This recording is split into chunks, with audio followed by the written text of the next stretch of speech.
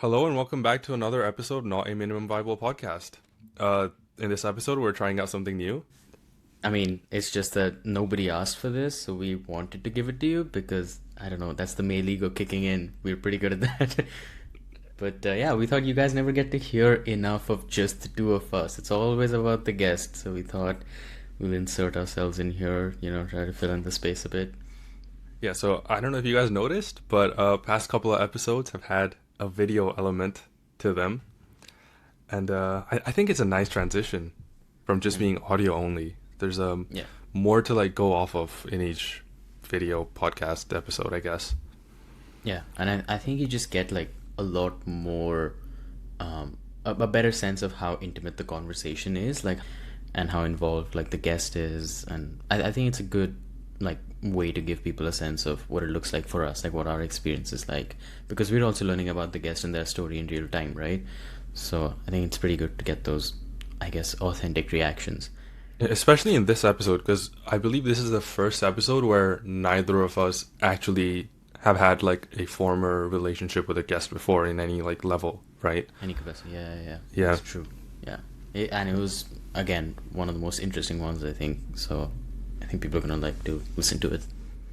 definitely, definitely. How has the transition to working with the video element been like for you in terms of like just like the setup maybe or I think it was like a challenge in terms of like the post production a bit for us because we were still figuring out workflows of like how to edit it, how to make sure that it still seems like we're not overproducing it, because we're not, like, this is like a side thing for both of us. We're taking out time out of our days to do this because we find it interesting.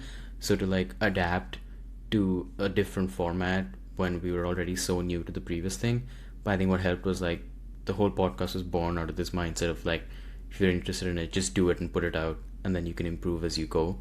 So I think that was pretty good coming along with this as well, because it wasn't a hard decision to move into video, and then we were just figuring it out in real time, right? Like we had days approaching to the deadline, and then we're still trying out new things, different software to edit it. All of that was, I thought it was pretty fun. I'm just like, picking up all of those aspects of like editing and things like that that I never thought I would have to. It was pretty cool. What yeah, about you? I think it's how like Hussam said a couple episodes ago, right? You just got to go through the motion and like do the reps, for example, or Yeah. whatever, and get it out there. Yeah, I think it's been interesting. For me, I've been really intrigued by like the technical aspect of it, which is, more of a me thing anyways, but like to give you an example, like for the J episode, the framing of the Hmm. episode, I think will turned out to be quite good, and it's just something that we stumbled onto.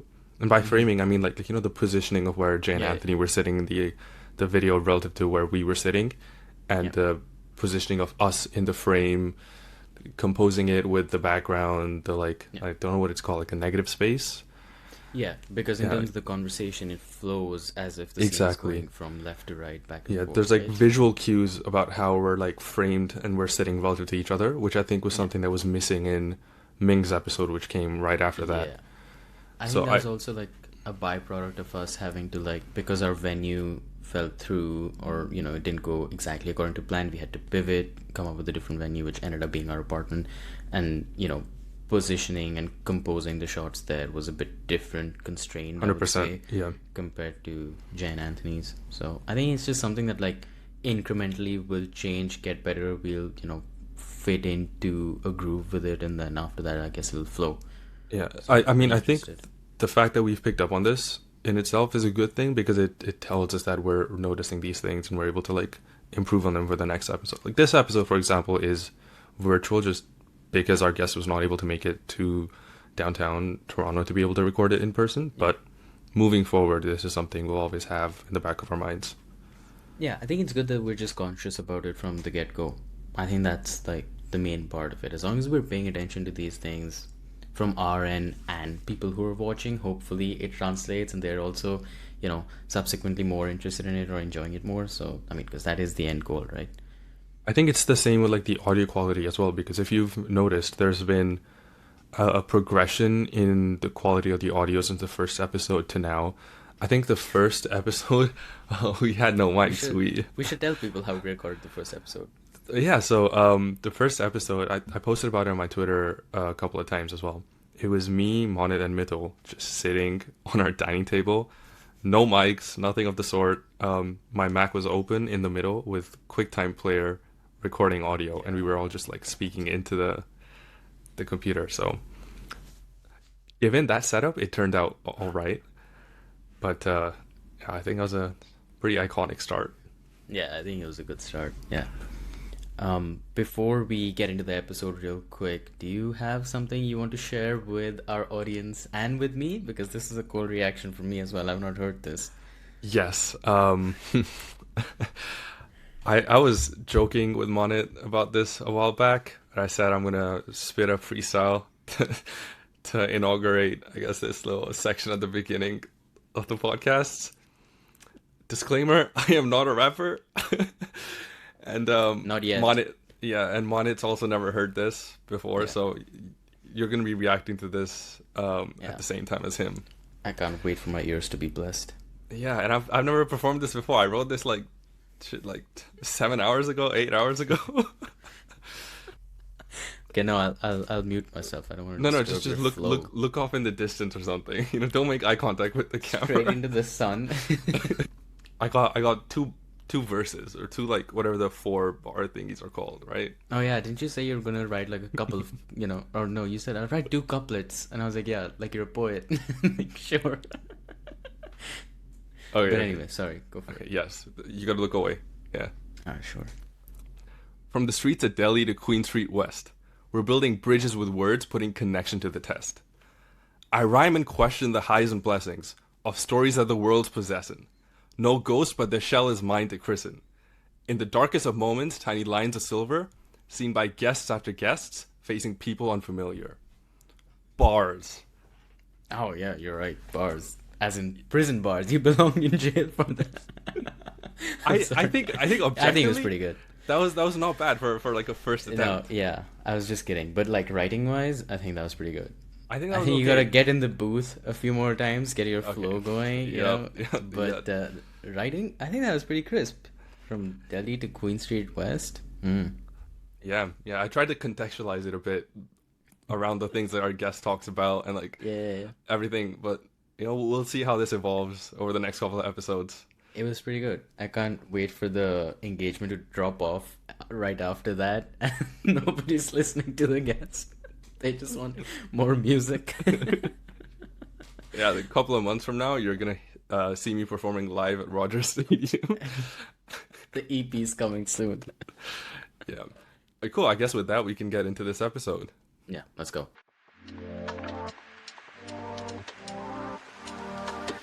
Most of the modality, but they're very close to like Google and stuff. So it's kind of the same model at this point. Like all of them have the same architecture and distilling from each other. Um, yeah. Yeah, Does that's that pretty happen cool. though? Do they all like converge to one point after a Of certain course level? they Like do. when They there's not all do. much. They all do because if you think about it, like they, if you look at anyone that is working in these labs, they all moved like 3 times to a different lab, right? So all the Mm-hmm. ideas have been trained Yeah. already, right? And like they're gonna get poached for sure. And then if it's not that, if it's not the top one, it will be the one that are doing the grunt work. They will get out with the idea. I mean, like that's just what that's just how this thing is set up. Like they can't outset, like there's no high IP that will protect any of these guys. And then anyway, the IP sits on the heads of all of these researchers, and there's just so much of them moving around, and they're so hot that like uh, just organically they all converge toward the same thing. And if you look at the open source folks from China, this they make this even more apparent because they're trying the same stuff and now they're scaling it so they get kind of similar result, right? Mm. Um, like R1 at the early this year kind of showed it like directly with reasoning, right? It was literally a reproduction of O1, which is kind of crazy because it was all closed source. Nobody not no, knew the sauce, and then they just put the sauce there, and you're like, wow, the performance is really similar, and like very very similar, like to the point that like it was just a rounding error almost. Hello and welcome back to another episode of Not a Minimum Viable podcast. Today we're joined by Yacine Mahdid, a researcher turned entrepreneur who's made some fascinating pivots in his life. With a PhD in computational neuroscience from McGill, he went from detecting consciousness in unresponsive patients to becoming COO at Axya, where he's applying AI to solve supply chain problems. He's best known for his Deep Learning with Yacine YouTube series, where he breaks down complex AI concepts into easy digestible bites. He's also been through Canada's top accelerator programs like Next AI and Creative Destruction Labs. And when he's not running operations, you'll find him doing quote unquote archaeology on machine learning papers from the 1950s. Welcome, Yacine. Glad to be here. Okay, so we usually like to start off, of course, with the intro, but we also love asking our guests, because we'd love to hear about your story from your perspective. So if you can give us a little bite about, what your journey's been like so far, where did we find you today? When I say my background, especially when I'm with clients and stuff like that, they're all a bit confused because like, what's the jump between like consciousness and in manufacturing and supply chain? The truth is that like I've always been fascinated by something a bit more meta, which is learning in general, right? That has permeated like everything I've done, like since college, whatever. So like I'm a big fan of learning, like a bit too much sometimes, right? And I'm fan of the concept of it because I think that this is something that is in the essence of it beautifully human, right? I think this is something that is fascinating to me and one of the capacity that we have that differentiate us from like anything that exists in the known universe, at least for us. So like while I was in college, I was just like doing learning, right? I loved course. I love being in a classroom, working with teachers and stuff. And at some point, I discovered that like, yo, I could do research. I could literally like go behind the textbook and like do my own stuff. So I just cold emailed a bunch of researchers, tried to get into their lab, and I did. So I worked in a molecular biology lab, studying like learning in sea slugs, splicing DNA and stuff like that. I studied like a component of learning, which is memory, in a psychiatry lab with schizophrenic, and then I studied like consciousness, like internal state, emotion, all kind of like more, I'd say it like internal physiological element and state in humans. And I was studying like these brains and these states in from a computational perspective, like directly on the graph of brain. And I loved all of this, and I still love it very much, right? And but what I loved the most was the fact that I could go on and push our collective learning by myself applying my learning capability in this literal direction. So that was awesome, right?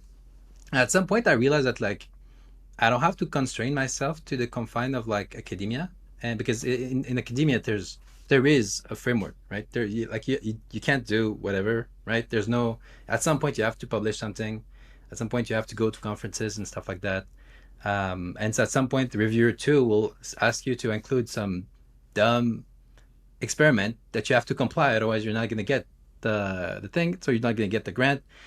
And like this was kind of wearing on me. And at some point, what happened was actually like I was doing a lot of stuff, but like at some point, um, I there was no more research to do. I just had to sit down and like write the thesis.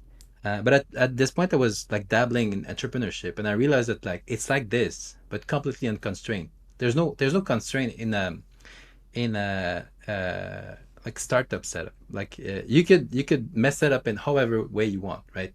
If you have the runway, if you have the capital, you can do whatever. You can even do a lab in there if you want to, right?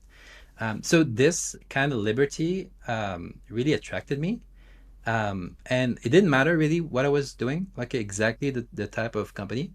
But what really mattered was to me was try to help um, used my learning capability to kind of push in the right direction to help other people. And with a bunch of people, we started this company, Axya, that I'm in right now. And that's kind of how it happened, right? And I love the learning capability and the learning that's it. My obsession with learning was very useful here because there was no problem that was as difficult that what I was doing in my research days, right? So I translated this directly into that, and technical problems are very nice. Usually in research, it's usually in a startup setting, they're a bit less complicated than in the research setting, but they are shorter in time. And you have more degrees of freedom of how you want to do it. You don't need to publish. You don't have to need to have statistical significant thing. You just need to get it done. So that was really cool. And then there's more meta problem about the actual company per se, right? So like there's like the actual technical thing you're doing, but then how you make this thing lives so that you can still like grow. And that meta, how's it like problem that I was faced, I loved it. I love learning about HR. I love learning about like marketing, like how to deal with investor relationship and stuff like that. Like all of this, because I like learning in general, was really useful.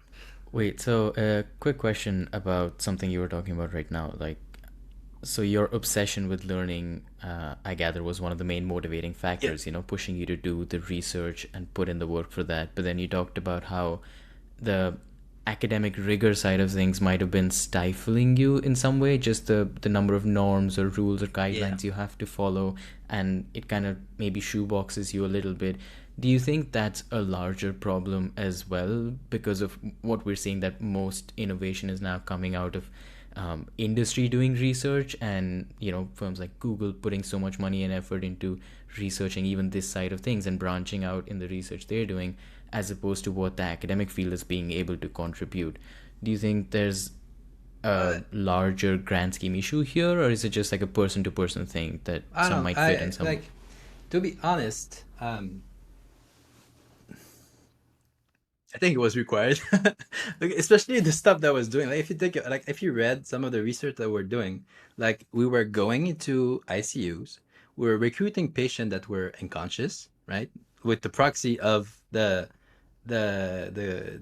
whatever the family member that was there, right? Like the people had like traumatic brain injuries, and then we were like anesthetizing them, right, with propofol, like to knock them out really so that they're Mhm. not conscious. And then we're like recording the data and stuff. Like thank God there's like all of this framework around it so that we Right. don't do like dumb shit. Uh, sorry for that. I think we have to cut that. No, okay, cool. No, you're It's all fine. good. So like this is needed. I think like this kind of rigor, this more slow pace type of academic pace, where we're very careful not to like do something ethically wrong, is absolutely needed because it's so easy to do a misstep here, right? So like that's one thing, right? So the second thing is that it was not really this that uh, like had the friction on me. The friction came from just the bureaucracy a bit, right? Like I had to write the grant to get the money, Hmm. right? Which makes sense in some way because like there's not that much money coming around. If you look to think about Google, infinite money. They're printing money, right? How they get the money? They're doing like ads. Okay, cool. But you have the money, right? In this case, the government is giving you money, so you have to kind of there's time of it, and then you have to do it, and then you have to rewrite it. You write in a certain way and stuff. So you have that, and then like how do you increase your chance of getting the money? Well, you have to write papers and then get them published. And sometimes when you write the paper, there's an experiment you don't want to do because it's frankly just dumb, right? Because the reviewer like didn't like this or like he wanted to have it in this specific way. Um, there's a there's a screenshot of one person that got a comment from a reviewer at Nerips that asked like who is Adam, right? Like the Adam optimizer.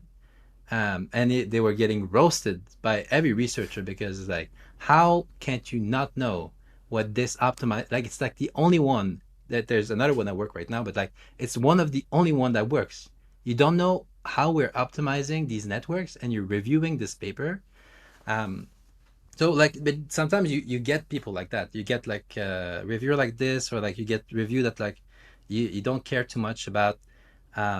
So this like stretched the frequency between doing very useful things, right, and then actually like having to be able to do these useful things.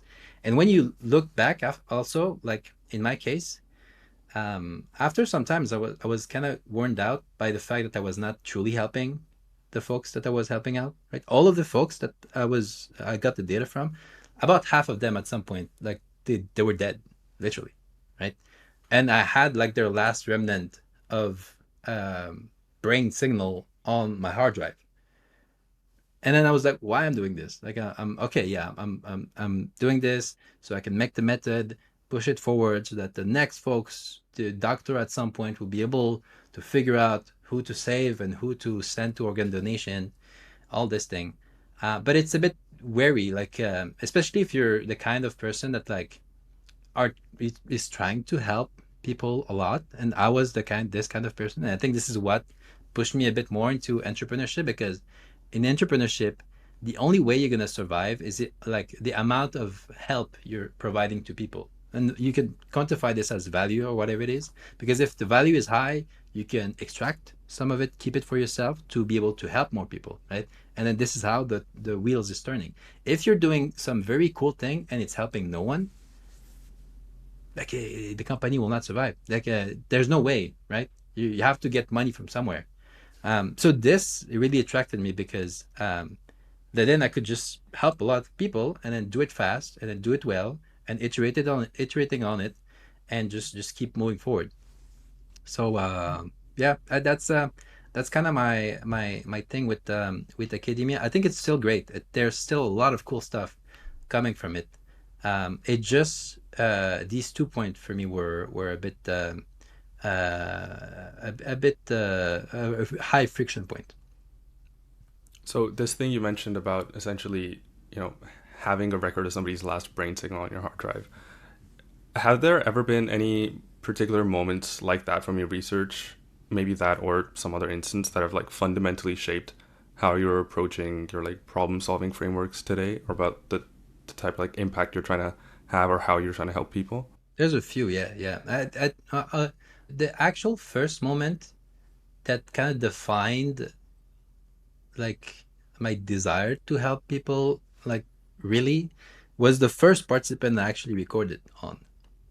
Because like I I never been in a setting where I've seen so much helplessness, right? Like, long story short, the guy, I was in the ICU and we're supposed to record on the guy. He was intubated and all this stuff. And what happened was he received a semi truck wheel on his truck, and it sculpted him. Right? So, and then like he lost a lot of blood and all this stuff. He was still alive, but like we had no idea if he was there or not. He was able to open his eyes and stuff, and then he had like some like reflexive movement, right? And then the doctor was trying to check if, because like FYI, everything that we're doing right now to assess consciousness is purely behavioral.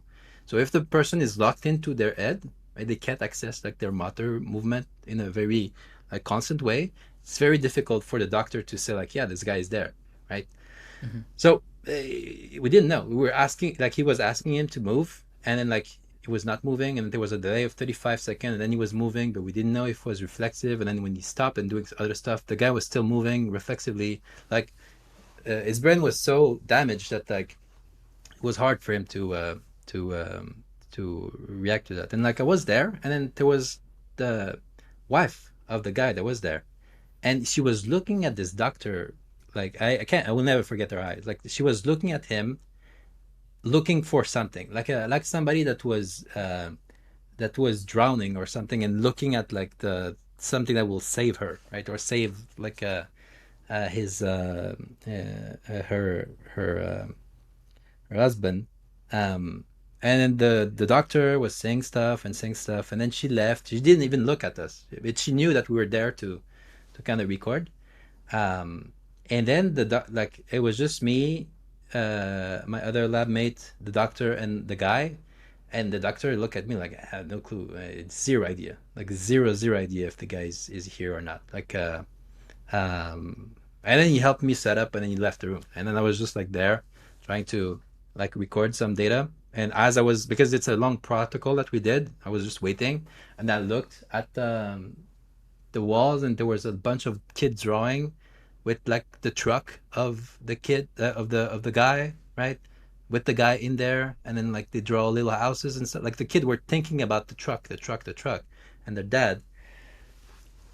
And then I was supposed to know how to, like, if the guy was there or not, and I was supposed to do a good job and then try to come up with figures and stuff. We couldn't directly influence the doctor because it ethically would have been wrong if I messed up or whatever. Mm-hmm. Thankfully, the guy recovered after 2 weeks, and when I was done analyzing, like the data showed that the brain could support consciousness and stuff. But like this very like highly defined, I don't know, my desire to help as much as possible, because I seen like I don't know, man. This for me, it's like the bottom of helplessness. There's this guy that's locked in within his own brain. There's this other woman trying her best to figure out if they have to tell her kid that like the dad is gone. And then there's this doctor sitting in between the two that has to make a call, because technically you could say we have to remove the intubation and stuff, right? Like the guy is not there. There's nothing there, right? And then like the person will die, because if you keep the intubation for too long, like the brain will just learn how to do respiratory Mm-hmm. like thing by itself, and then you're stuck with the body effectively, right? That is absolutely useless. Um, so like this level of helplessness I never seen anywhere else. And then like it was somewhat like not really, but like somewhat on me to kind of like analyze this stuff and then try to untangle this mess. Then the lab, after it's like 6 years, they made like a lot of progress, and now we have like some amount of understanding about like I don't know, a metric that can tell us like roughly if this brain can support consciousness. That was one thing, right? That was one thing that helped me a lot. The second Right. thing that like fast like shaped how I see problem solving was um, how much the speed of execution is absolutely crucial. Like some of the analysis we're running sometimes took 2 weeks to get an input, an output, right? And on a like a fraction of our participant. And that's one of the first thing I was like, "Yeah, we need to change that, because if we don't change that, I will not be able to know which direction we're going." Because in research, the thing is that you don't know if you're going in the right direction. And if it takes too long, like there's too much stuff to untangle. So like I spent a lot of time to learn like high performance computing and stuff like that, to take the same code base that we had and then to just like run it fast and as many participants as possible so that we can see stuff. So then I was able to like run the same analysis in 30 minutes, right? It was all done, and we had all the visual we need, and then we were able to iterate much a lot faster. And that kind of idea of like, even if it's a complicated problem, right, you can chunk it down into like the easier bit to go through, and then like just do it as fast as possible. If you can do it as fast as possible, even at a cost, you're much better, because then at least you know if the direction you're going is garbage or if you're going into the right one. Well, when you talk about speed there and, trying to iterate fast and get more efficiencies, the first thing that pops into my head is thinking about like the entrepreneurial side of things, like how nowadays founders talk about speed is everything. Like even if you can solve the problem a little bit, put it out there, and then you Yeah. can keep building on it, instead of waiting to perfect it before. And I figure you've been through a few Canadian accelerator programs, right? Like Next AI, Creative Destruction Lab. So that's an impressive lineup of, at least within the Canadian startup ecosystem. What drew you to these programs initially, and then once you were through them, like what were some of your main takeaways or findings? Yeah, well, the program, by the way, like I absolutely love them. I respect all of them, and they all allowed me to grow as an entrepreneur and understand what the heck I was doing, right? Because there's no school for entrepreneurship, really, right? So you have to kind of Right. YOLO it a bit.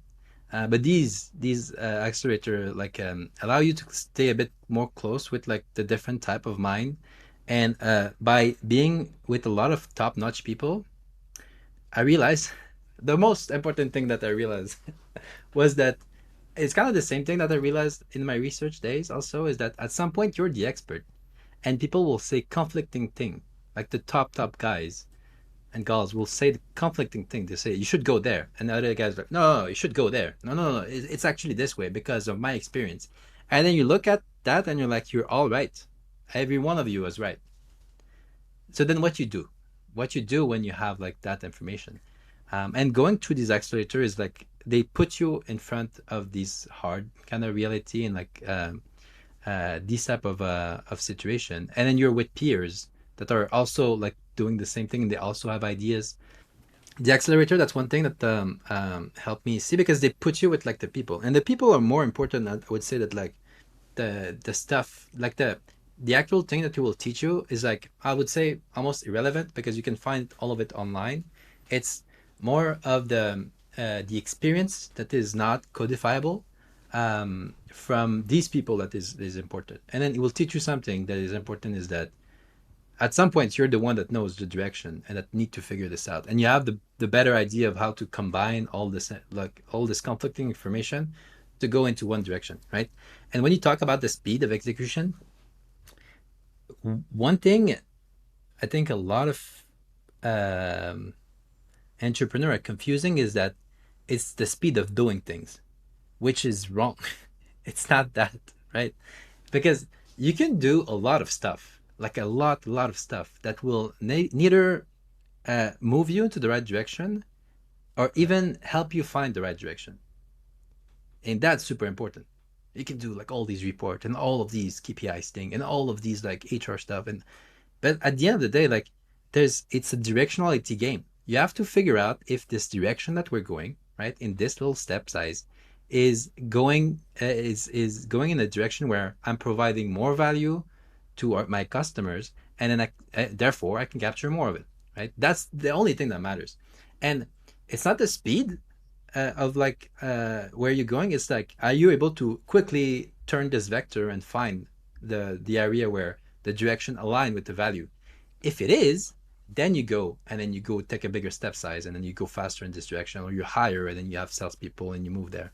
That's something that we've learned the hard way. We did a few pivot, right, when we went through this. We started as marketplace, then it was SaaS enabled marketplace. Now it's like a source to pay thing that is connected to DRP, and now it's like a good direction value thing. But like, if I was with my understanding now, we could do this whole thing in like a year and a half or something like that, right? Because now I know the direction that has some value, and I know like how fast we can push this thing. So that's it. Like you have to understand, and this is hard, like because you're faced with like nasty problem. You're gonna have to change the way you see things. You have to change like and be like creative about like and be willing to be creative about what you're gonna do. And some people have a hard time, even if they want to go fast and do fasting. They will have a problem about that, because then like they get stuck with their original idea. They get doubt a lot because it's not comfortable. It's unknown, right? But you have to be comfortable with like, okay, we're gonna go there, and then we're gonna go there, and then we're gonna go there. Okay, perfect. This is a bit better. We're gonna push a bit into this direction, and like aggregate all this information. And if you're the type of person that is, like get paralyzed with too much data, you're not gonna make it. There's an infinite amount of data, right? But sometimes it's like, I don't know, man. Sometimes it's like the client doesn't want it, right? It doesn't want this thing that you built, and they think it's like useless. Okay, that's the data point. You can look at all the KPIs you want, right? But that's the data point that matters. So you have to flip the direction and then do something else, right? And this is hard. This is like a very, you have to be ego free in there, and you have to think not about yourself as an entrepreneur, but as the company, right? Like this meta organism that you're creating that need to grow and move forward, right? That's the thing that you're trying to do. Yeah, that's interesting. One thing I want to touch on that you mentioned is the idea of being present around other founders. One thing I've heard, and we've heard from other guests before, is that this like founder density almost is something that's not as present in like the Canadian ecosystem as it is in the US or whatever. Being around other founders and all those accelerators, were you able to pick up on like certain like frameworks or pieces of advice from other founders that have guided you and things that you still use today? Yeah, like especially the C100s. I'm not actually in C100. Like I was invited there as honorary member Oh, because mostly what's C100? it's like a Canadian not accelerator, but um, like founder circle type of thing, right? And they bring you to Silicon Valley to see the difference and then whatever, right? So the CEO of Axia is actually in there because they take the CEO, but then they brought me in also. Um, and that was very useful because you get that in retrospect by looking at all the different other founders, right? Because it's very more dense than other things in C100, and you see and you pick up all of the different founders and what they're doing and like how they think, and then you see the commonality between them, right? And most of them have a very clear mind, right? A very ego-free mind, and they just want to get the thing done, right? They literally, this is kind of it. It's just like I found this of value, and I want to get this done, right?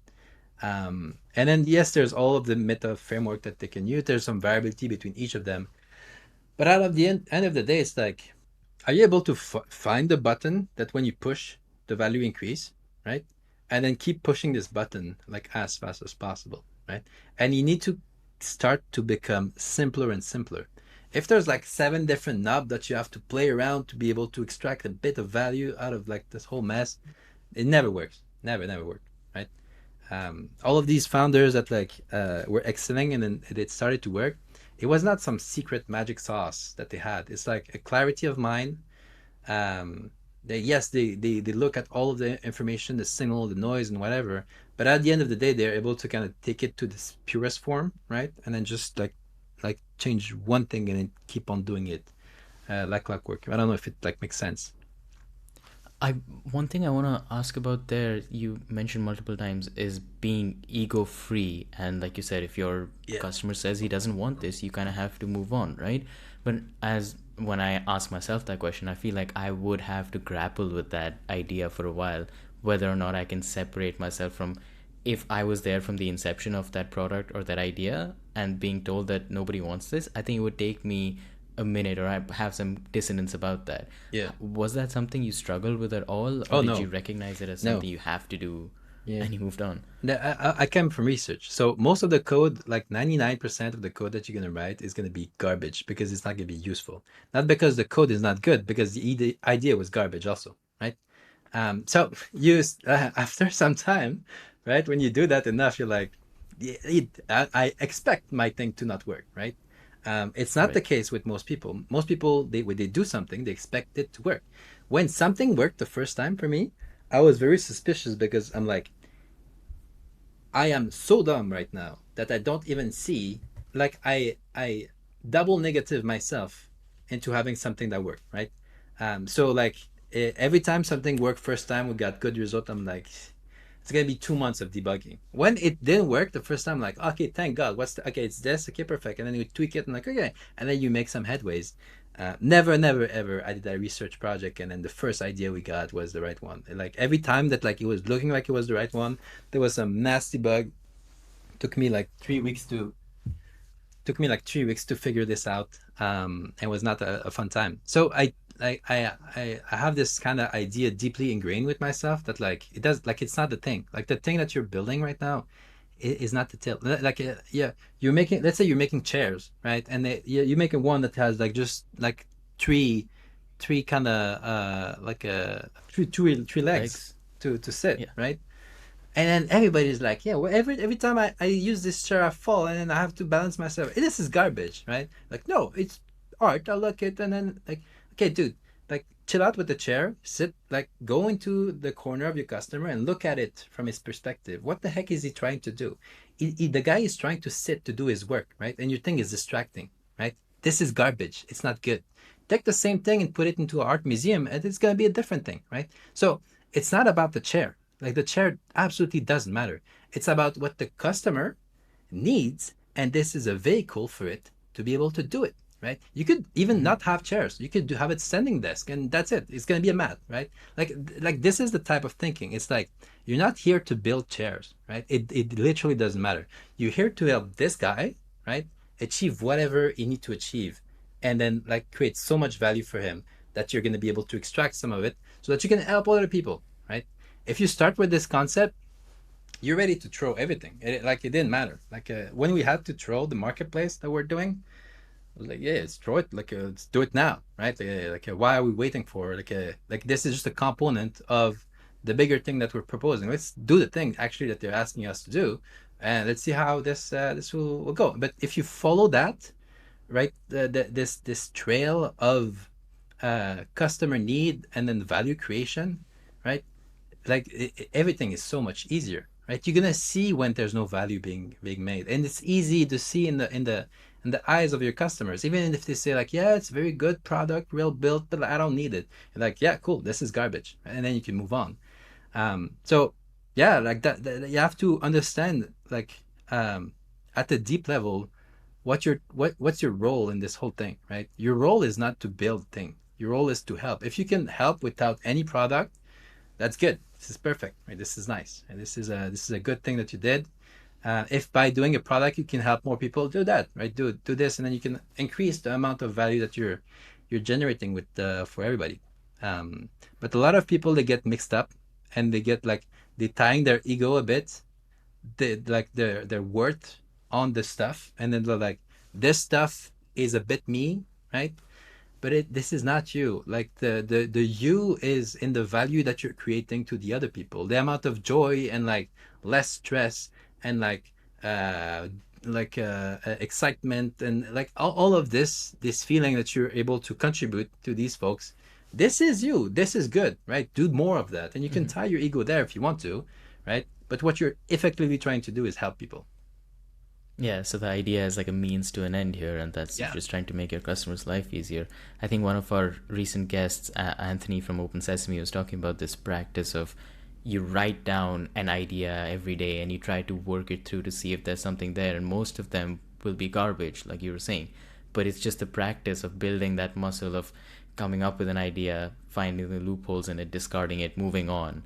And I think like the more and more you get used to that detachment, like I think it helps in that process of becoming more agile, I Yeah, suppose. and if you have a good, like I don't know, loop that is fast enough, you can test them out. Yeah, yeah, I'm gonna test this for these next 2 days, and then you Right. send yourself to like talk to the customers about something, and then they look at you like, I don't know, I have no idea what you're talking about. This is pure insanity. And you're like, thank you, and then you just Right. scrap this off, right? But if you have this loop, you can. It depends on your team, right? But you can then like kill off a lot of like, oh, but I think this very strongly, and then blah, blah. Like, yeah, Right. cool. We think a lot of stuff, every one of us, right? But at the end of the day, you're doing this for what? For yourself or for the customer? And if it's for the customer, let's look at what he want. And then if he doesn't want that, then like, it's all good. It's fine. Even like the Steve Jobs type of a founder, they're still doing this. Like at the end of the Mm-hmm. day, Steve Jobs was not like shoving his ideas about that are very good for him into the customers, right?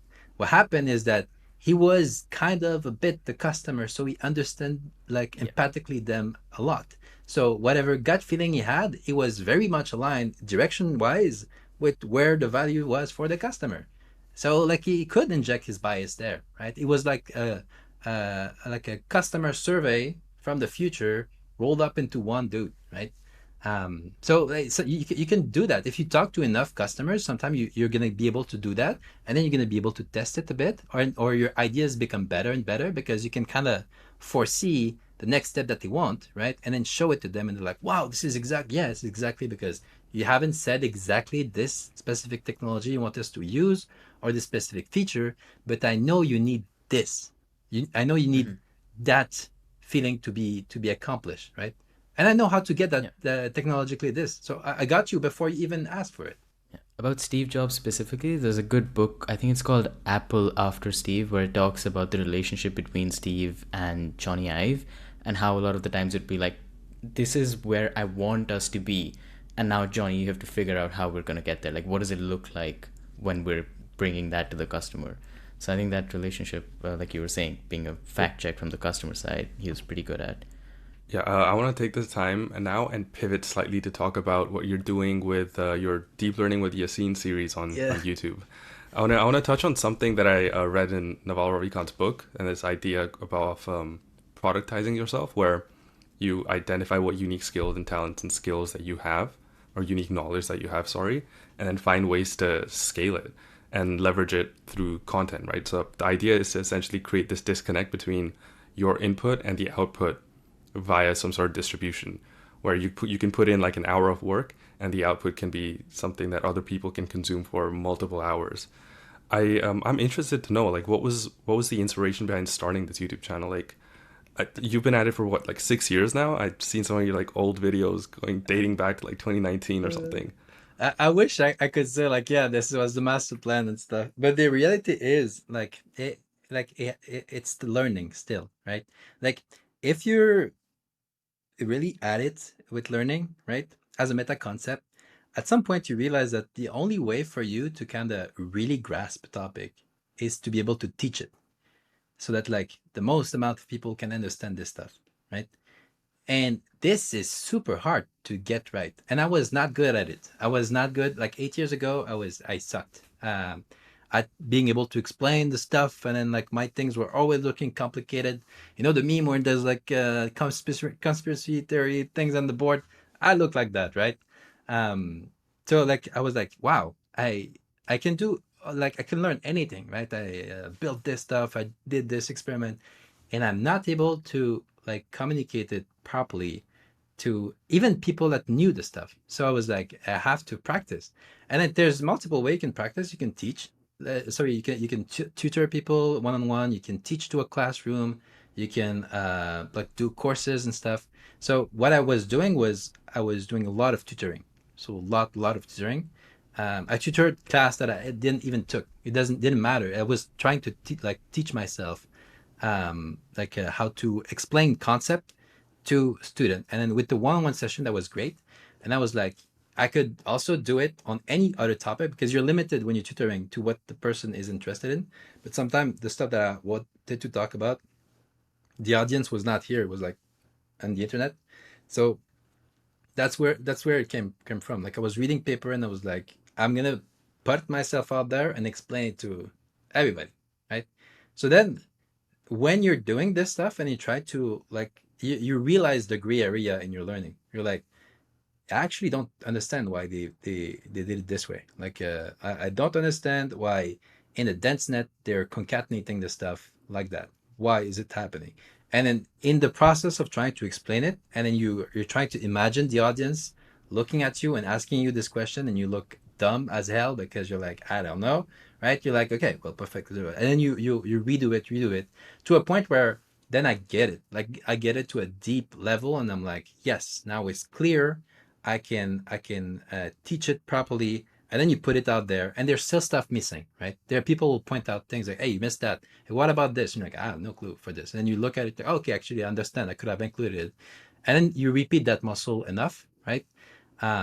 Yeah, that's super important. And that's like one of the reason why like I'm able to explain most topic technical and then learn it fast, but also explain it well. It's because I practiced this thing multiple times.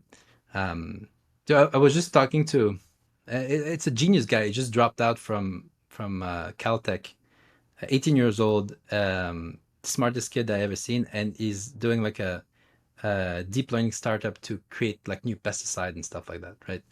Um, and he knows a lot, right? And one thing that he said that he liked from my teaching is that I'm able to condense the information to a level that he can understand it simply, right? Which I believe is the like kind of ultimate, um, uh, like ultimate level of understanding that you can have on a given topic. If you're able to explain it, such that like a 5 years old can understand the core concept of it, you understood the element of it, right?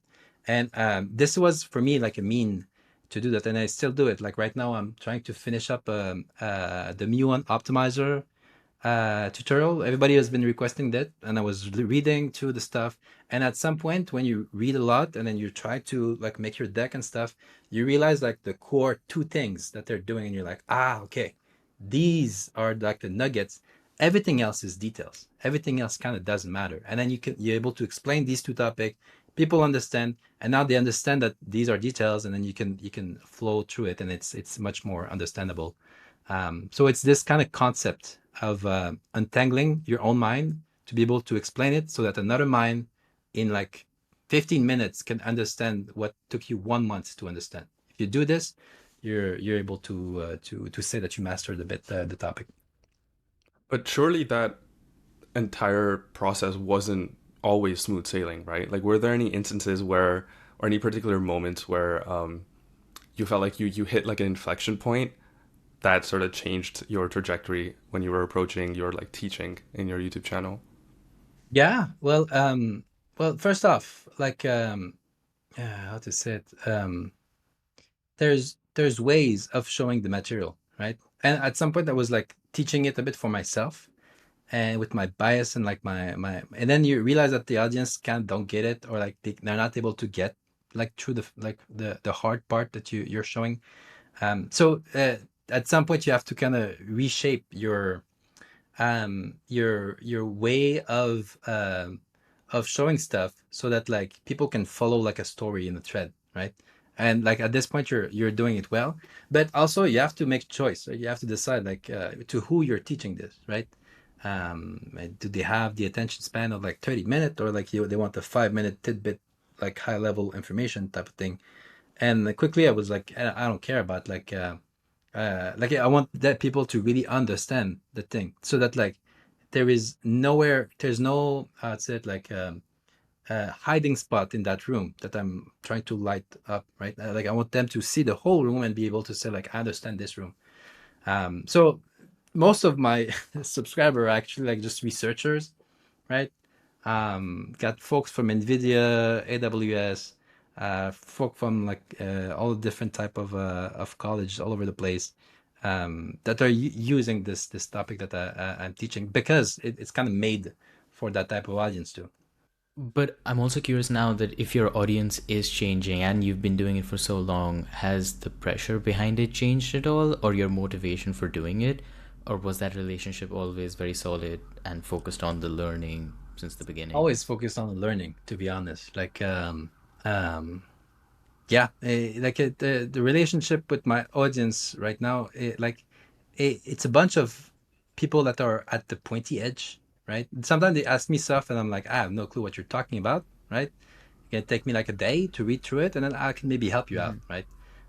So this happens a lot, actually. People send me an email and they're like, I'm a researcher in this and I need this, and like can you help me out? I'm like, I have no clue, zero what you're saying, right? But I've read through it, and that like conceptually I will do this, and then it helped them out a bit, because um, um, when you're at the edge, right, like of something, when you're actually pushing the research to publish and whatever, you quickly realize that like there's no one that can help.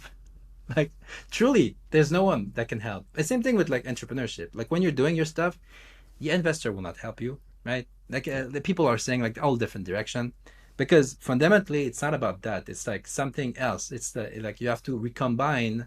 When you're doing research, you have to recombine the elements together in order to go into a direction where there's like some sort of value for the problem that you're trying to solve. So like knowing a lot do help finding the bits that you can play with, but it's like recombining these things together that get you to that. I'm very good at recombining stuff creatively to be able to find like a way. So I'm able to help most of my audience when they ask me for it. But like the audience is so diverse and so pointy in each of the direction that like it's not really about any of this direction. It's more about like today we're gonna dive like so deep into continuous thought machine for an hour and 30 minutes, right? There's no way you're not gonna understand it. And then we're going to this direction. Are you gonna actually use continuous thought machine? Maybe not, but like some of the element with it will maybe spark one of the direction that you should follow, or like a component would be useful for you in the specific thing that you're doing. Yeah, so your audience keeps you on your toes as well. And like you were saying about being on the edge, it's like at that point you're the expert, right? They are the So now expert. we That's the want to thing. move. It's like we're a Ah, whole bunch of experts that technically can help each other, but we're gonna try our best, and then we're gonna look at all of the components together. And we do that's sometimes cool though, because live like, streams about like some of the newest paper and whatever, and it's super fun because like they go like you see these minds, they go into all these different direction, and then they ask like, hey, what if this can apply to that, and we look this up together. So it's pretty energizing. Like I love researcher. Like, every time, like even in entrepreneurship, that I hit one, let's say I'm in a sales calls, and then there's like this guy that was doing a PhD in this. Like I absolutely love these people. Like the way they think is uh, uh like it's the ultimate in my view, kind of learning mind, right? That's kind of what it is. It's hmm like a brain that is so devoted to learning that is able to push through stuff that we don't know yet. Like that's absolutely yeah, beautiful. yeah, the collective together sounds incredible. And I'm imagining like a Twitch chat when a Call of Duty update drops and everybody's in the comments except like academically rigorous.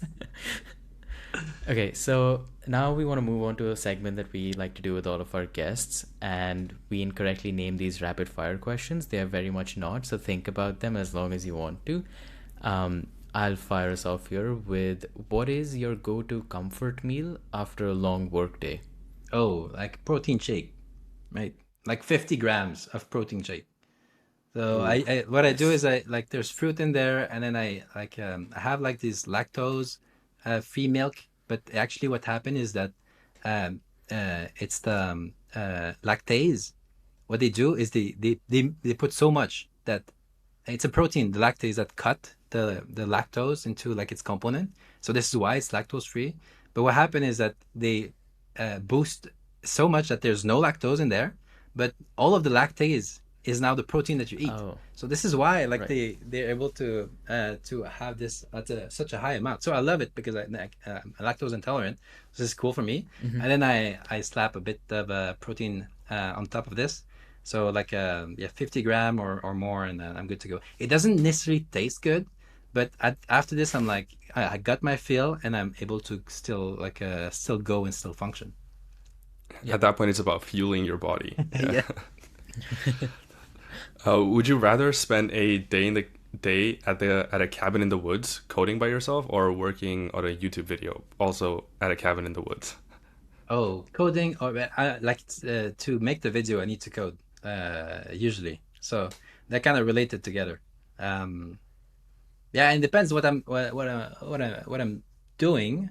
Um, but I would say YouTube video, right? Like there's Mm-hmm. something cool about, even if I do a project, I like to kind of do the final step of like I'm gonna show it to people, right? And like I know it, like Right. because then like your code sucks, and then you're like I'm gonna show this to folks, and then they're gonna roast me. So then you make it a bit better, make it a bit more understandable. So my code is usually pretty clean when it's there, like it's well commented, the variables are good.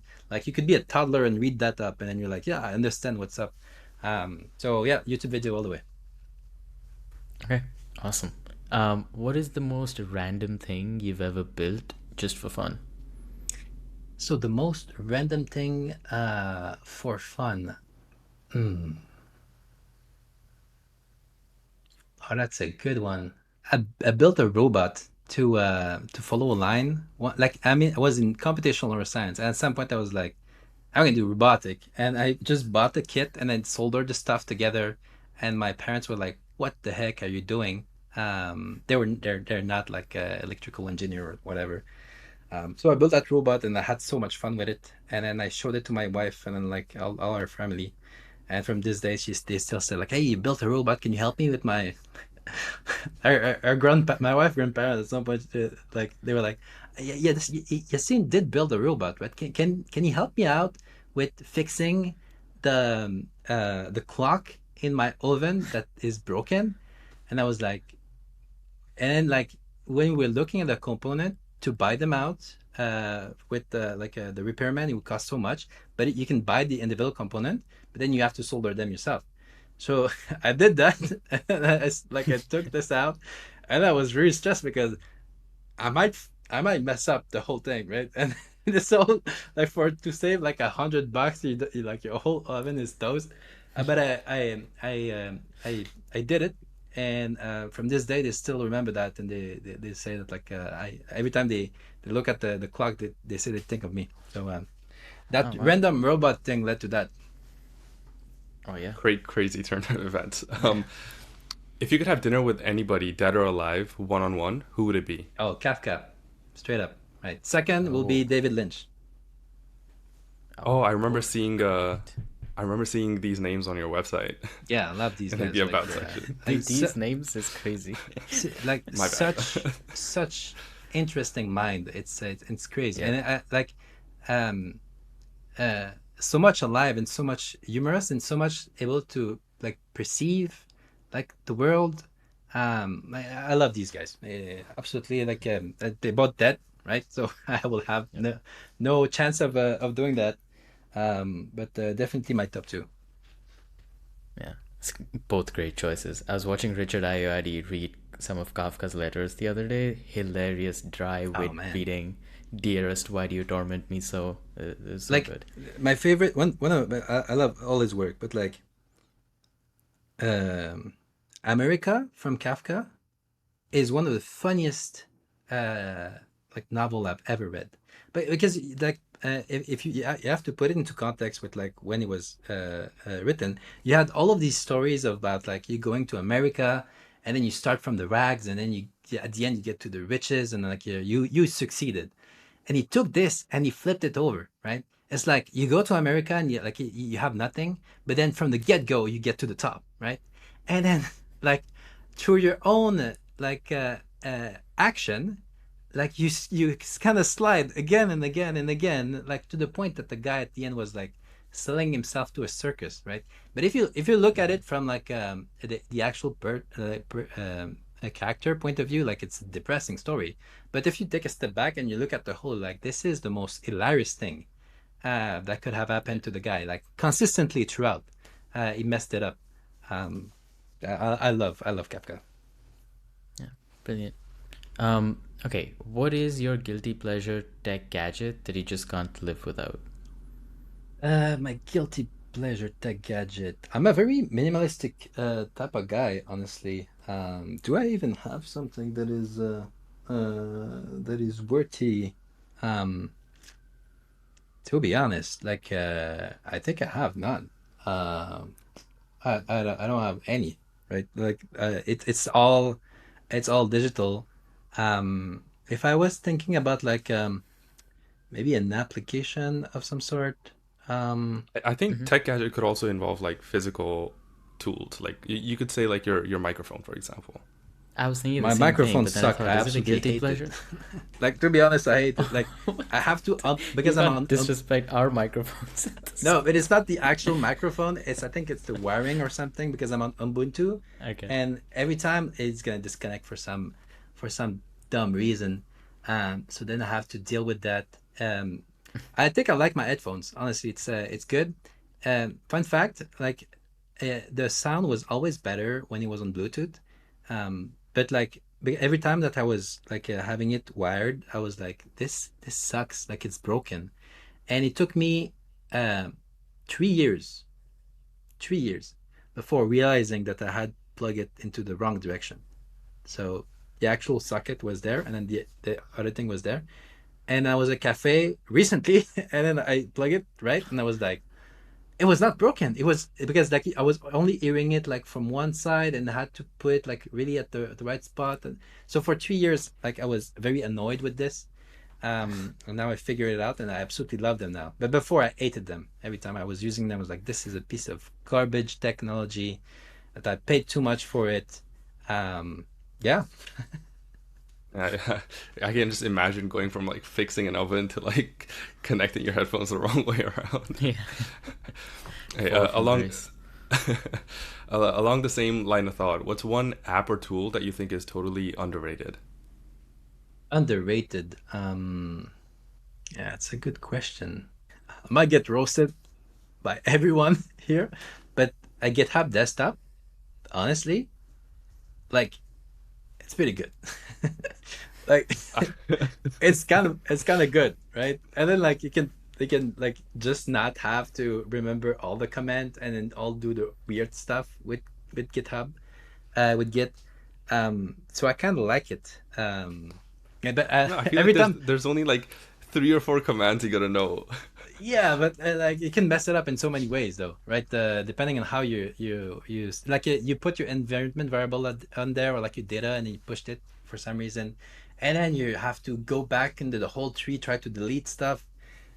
It's a mess. But with GitHub, this stuff usually it's easy. And like at the beginning, I was like, no, I will have to do everything the command line and learn Git to the internal, until I realized that like Linus that built this in like, I don't know, like a week or something like that, like a weekend. And then like he gave it to somebody else and didn't think about it, right? So even the creator don't care about it that much. Like it didn't care about like the implementation and whatever. It just works, right?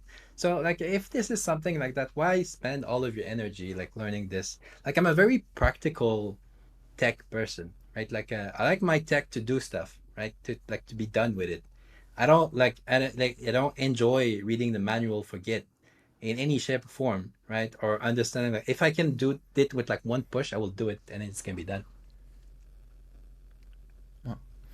Okay, if you could instantly master any skill overnight, what would it be besides using Git? Oh, making animations. I think it would be very useful.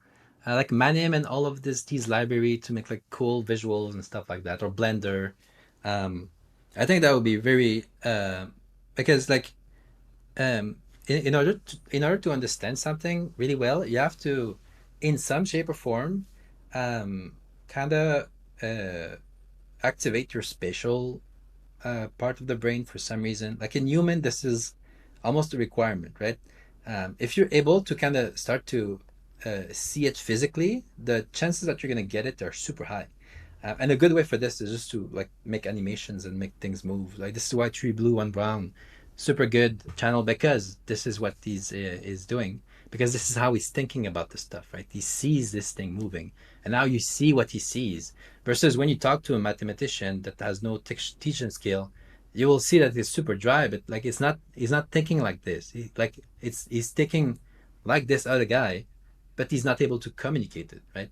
So I think this is Mhm. something that is lacking right now. What I'm doing is I go on tilldraw.com and I just draw stuff, right? And I literally sometimes I take the thing and I move it right to explain my point, which is helpful. So I don't actually have to learn these, but I think like it will be useful for some of the concepts I'm teaching.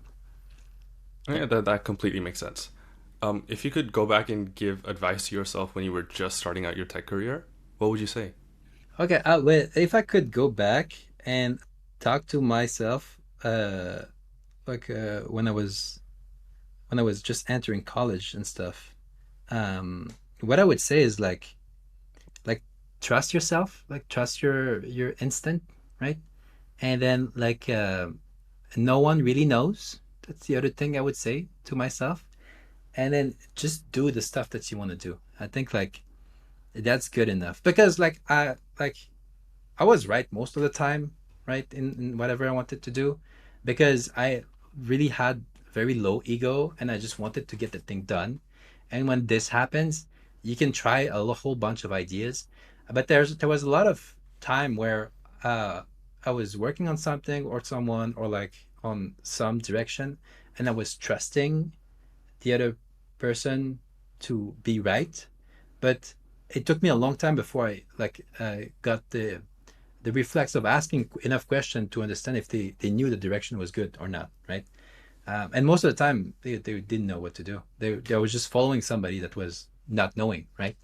And this, like, at some point kind of hurt me, because I was like, why I'm doing all of this noise if we're going into a direction that you don't even know where we're going, right? So yeah, that would be one thing. Like, if you're able to learn, and like, I think in any cases, even if you're following someone, you have to really understand the direction that you're going for, and then like believe it. And you cannot use somebody else as a proxy for that direction, that makes sense. Okay, if your life was a movie, what would it be titled? I have no clue. The learning, something like this, right? Uh yeah, because that's kind of what permeates everything that I'm doing, right? Like even with this company or like my fixation on like machine learning, like computational or science learning. It's pretty much that. Big fan. Oh, ultra learning. That's good. Okay, There's a movement that nice. is called like ultra learner and stuff like that. Okay. That's tried to push learning to the edge, right? And the guy that like started this is famous for just like drop himself into whatever country and try to learn the language in 6 months or stuff like that, or like try to learn like software engineering in 4 months instead of like 4 years. Yeah, that will be named that. I can already see the movie poster. Okay, final question. Probably the most important rapid fire question. Cats or dogs? Oh, that's a good. It's cats, right? My wife lived with like three poodles and stuff. I love them. They're great, right? But what I like with cats is that they just don't are not like dependent on you, right?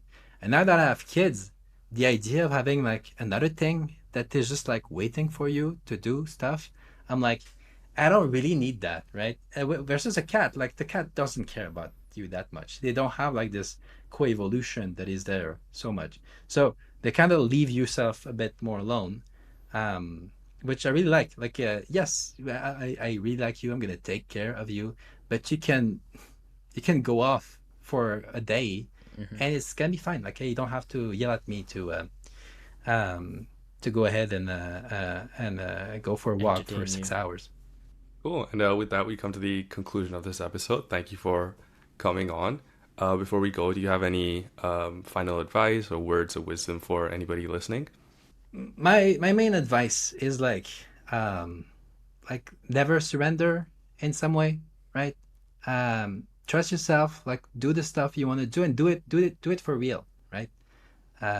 If you want to go and learn that thing, just go ahead and learn that thing. Like you are enough, you're able to do that. If somebody is telling you that this is not what you should be doing, don't surrender to this. It's your life. You should do it however you want. Awesome. Okay, cool. Thank you for coming on. Thank you for having me.